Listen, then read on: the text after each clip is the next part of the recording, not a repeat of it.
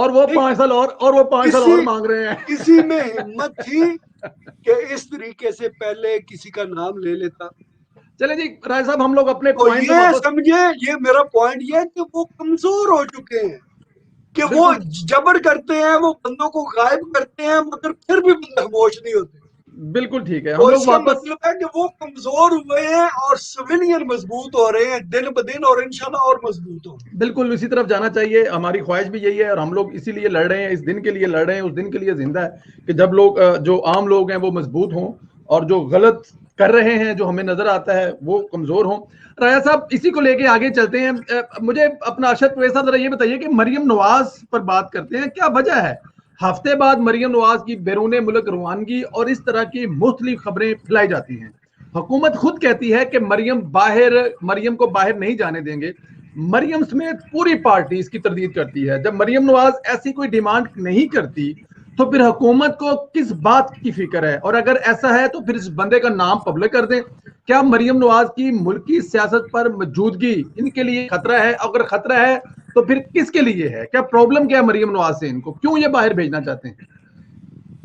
देखें, इस वक्त जो सियासत का मरकज है ना, वो मियां मोहम्मद नवाज शरीफ हैं या फिर जो उनसे हमें नजर आती हैं वो मरियम नवाज शरीफ नजर आती हैं, जो दो टोक बात कर रही हैं, जो मौकफ दे रही हैं कि पाकिस्तान की अवाम जो है उसकी सुप्रीमेसी चाहिए, उसी की हाकमियत होगी जो पाकिस्तान का नुमाइंदा होगा। तो ये बिल्कुल वाजे है। तो इसलिए बार बार ये ट्रेंड्स बनाए जाते हैं कि मरियम नवाज बाहर जाना चाहती हैं, और उसमें वजीर मुशीर फिर ये वजीर आजम खुद, जितनी ब्रिगेड है सिर्फ सोशल मीडिया नहीं, मीडिया के ऊपर, और बाकायदा उस पर बैठकर तबसरे किए जाते हैं। जैसे हारून रशीद साहब हो गए या हसन निसार साहब हो गए, वो मुसलसल बताते हैं कि वो ये चाहती हैं और वो यूं चाहती हैं और उन्होंने ये खाया और दोपहर में ये बात की, सामने वाले ने यूं कहा तो उन्होंने कहा मुझे टिकट मिल जाए तो मैं जाती हूं। हालांकि मरियम नवाज से जब पूछा गया या जब उनके सामने सवाल आया, उन्होंने कहा मैं तो तुम्हारा इलाज कर रही हूँ, मैं तो तुम्हारे ठीक करूंगी।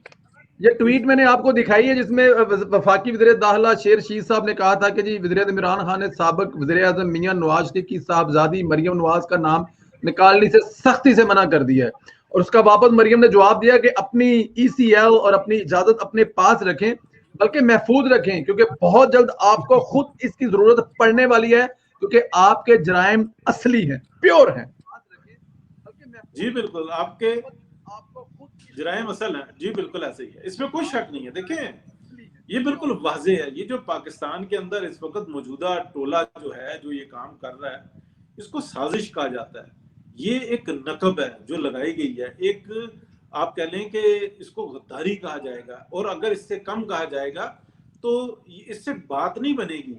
जिस तरह के एग्रीमेंट इस हुकूमत ने किए हैं, इस आप कह लें कि पाकिस्तान के ऊपर जो अजाब मुसल्लत किया गया है इसने किए हैं, अगर ये आने वाले वक्त के अंदर जो अभी होता है, साल बाद होता है, 2 साल बाद होता है, अगर इनको बाकायदा इनका ट्रायल ना किया गया बतौरे गद्दार, तो पाकिस्तान सरवाइव नहीं कर सकेगा। ये मैं बहुत सख्त बात कर रहा हूँ। वो किस लिए कि क्या जो एग्रीमेंट किए गए हैं शुमाली इलाका जात के अंदर माइनिंग की के और जो मादनियात के ऊपर किए गए हैं, क्या पाकिस्तान की आवाम का उससे कोई ताल्लुक है?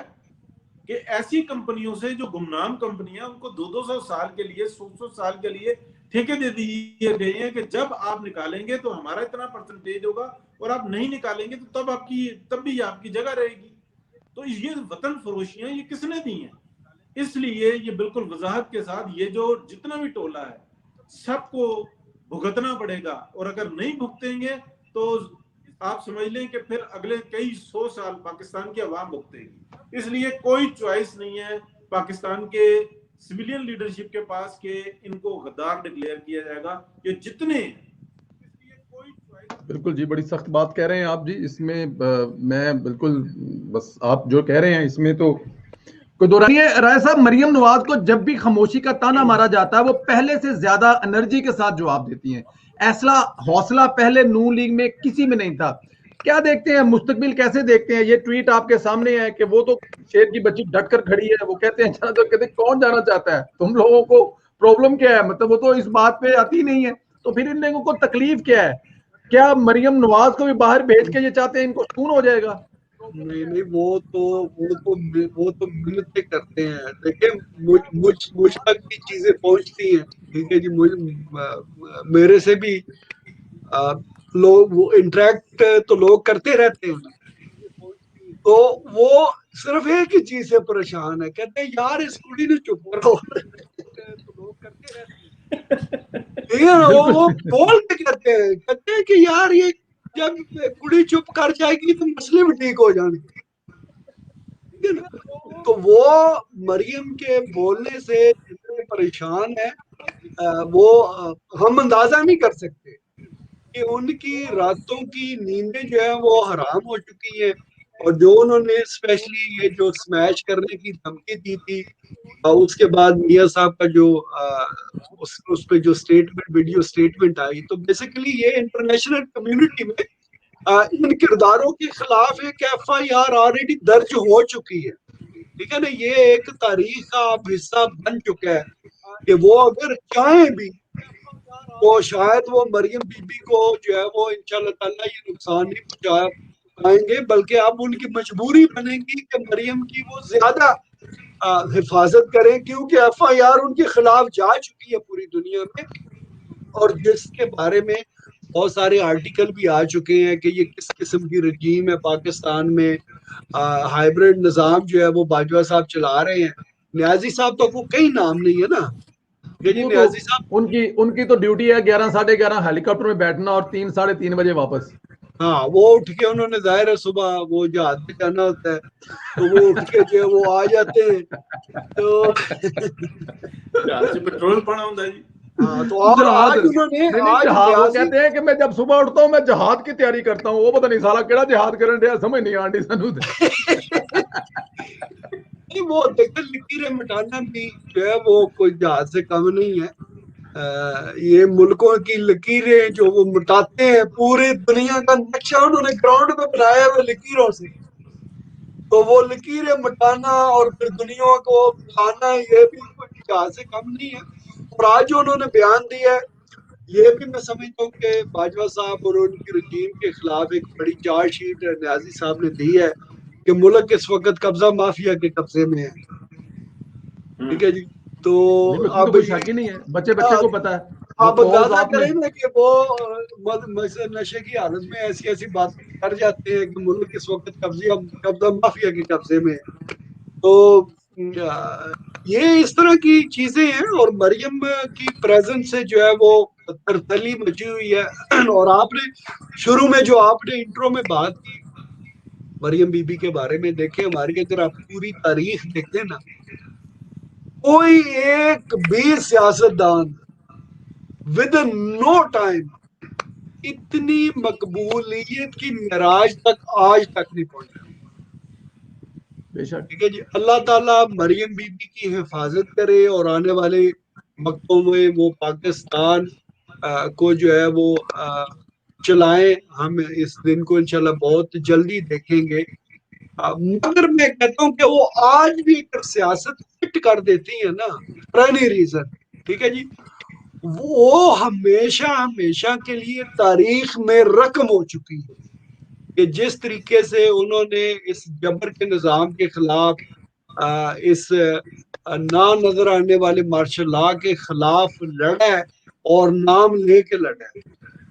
ये पाकिस्तान की तारीख में ये चीज आज तक नहीं हुई, तो इसलिए उन्होंने जो इस तरीके से अपने आप को पाकिस्तान की तारीख में सिक्योर्ड कर लिया है ना, वो इसके बराबर अभी तक जो है वो कोई दूसरा नाम इस तरीके से वो नहीं आया। बेनजीर भुट्टो है, क्योंकि उनकी तो चलो वो प्राइम मिनिस्टर भी रही दो दफा, और फिर उनके जो सियासत पे जो मुहित थी वो 30 साल 40 साल की 40 साल की स्ट्रगल थी। मगर मरियम बीबी विद इन नो टाइम आके सियासत के उफक उनको पे तो इस तरीके से छा जाना बहुत भुट्टो साहब ने बिल्कुल तैयार भी किया था। भुट्टो साहब उनको अपने साथ रखते थे, इसमें कोई शक नहीं है। वो तो एक बहुत बड़ी तारीख है, इसमें कोई। अच्छा संदीला जी जी। साहब, मुझे ये बताइएगा, जो आज वजीर आजम पाकिस्तान इमरान खान साहब ने मेरे को इमरान खान जो गाला कढ़ाएगा कॉल्स भरावा दी तू। हैं, यार। अल्हम्दुलिल्लाह ਅਸੀਂ ਅੱਜ दिन तक उन्होंने वजीर आजम नहीं किया सिलेक्ट। यार मैं आपको एक बात बताऊं, यहाँ पे हम एक दोस्त प्रोग्राम देख रहे हैं, उनका नाम उमर शेख है। मैं पाकिस्तान गया हुआ था तो मैं उनके स्टोर में चला गया। पहले तो बड़ी मेहरबानी यार, अल्लाह उमर शेख साहब, अल्लाह ताला की ज़ात आपको जिंदगी से दे जनाब। इन्होंने मुझे पहचाना, बड़ा इज्जत किया, हमें ठंडा पानी पिलाया, और उसके बाद इनके वालिद साहब ने बड़ा जपी शपी पाई तो बब्बर शहर नवाज शरीफ था, और इन्होंने बड़ा हमें डिस्काउंट दिया जी अपनी सारी प्रोडक्ट पे। अच्छा, मैं इनके स्टोर से निकला, एक अगले स्टोर में चला गया। वहां पे मैं गया तो मैंने कहा कि यार अंदर इंटरव्यू तब जी फलां चीज चाहिए। ओ बैठा मोबाइल बंदा कहना ला लो भाई ना। मैं अगे टुर पिया, मैं कहा यार तू शामी बैग अगे गया तो अगे होर खलोता है। मैं कहा यार गल सुन, ये फेसबुक ते लगा है, इन्हें शामी बह के इमरान खान गालां करनियां ने कि बंदा कोई नहीं आया तो सेल कोई नहीं हुई। कहता भाई ने शामी क्यों करने ने, असि 24 घंटे करने आ, शाम वाली किहड़ी साइंस पाई दे विच। ये मैं आपको लिटरली बता रहा हूँ, मेरे साथ हुआ। मैं कहा यार ऐसे होता है? कह रहा जी बिल्कुल भाई ने 24 घंटे करने हैं, तुझे शाम वाली गल विच तो पा दी है। तो ये इमरान खान साहब वाली बात से याद आया। सर अरशद साहब आप कुछ पूछ रहे थे सर, मेरा सवाल आपसे मरियम नवाज पर है। मैं ये पूछना चाह रहा था कि खान साहब आज भी यही बता रहे थे कि जो भी गलती है, जो भी तकलीफ है, वो पिछली हुकूमतों की वजह से है, और जो हम कर रहे हैं उसका प्लान तैयार हो गया, और बड़ा भरपूर प्लान तैयार हो गया, और आप सोच नहीं सकते इतना जबरदस्त प्लान तैयार हो गया। ये उन्होंने हाल जो है लोगों का वो कहाँ है? ये उन्हें जो कॉल आई थी, मैं सुन रहा था, उन्होंने ये कॉल उनको आई है वहां से, उनके हल्के से कॉल आई है उनको मियां वाली से। तो उन्होंने कहा है जनाब के मियां वाली जो सड़क है ना, वो सड़क का जो हाल है वो हम आपको नहीं बता सकते, बहुत बुरा हाल है। प्लस जो हॉस्पिटल है ना मियां वाली के, वहां पे जिस बंदे को भी लेके जाएं वो कहते हैं इस्लामाबाद ले जाएं या रावलपिंडी लेके जाएं। तो मेहरबानी करें, एक तो अस्पतालों को देखें और दूसरा इस सड़क के बारे में देखें। तो खान साहब ने बड़े फखर से पता ही क्या कहा, जैसे मैं कहूं कि मेरे पिंड के रोड का कोई ना लवे तो मैंने बड़ी खुशी होएगी। उस दिन मरियम अपना हमारे साथ रेहाम खान साहब थी, उनके गांव के बंदे ने कहा जी मैं तो रेहाम खान साहब बड़ी खुश हुई कि मेरे गांव का बंदा मुझे प्रोग्राम में देख रहा है। लेजेंड है, बड़ी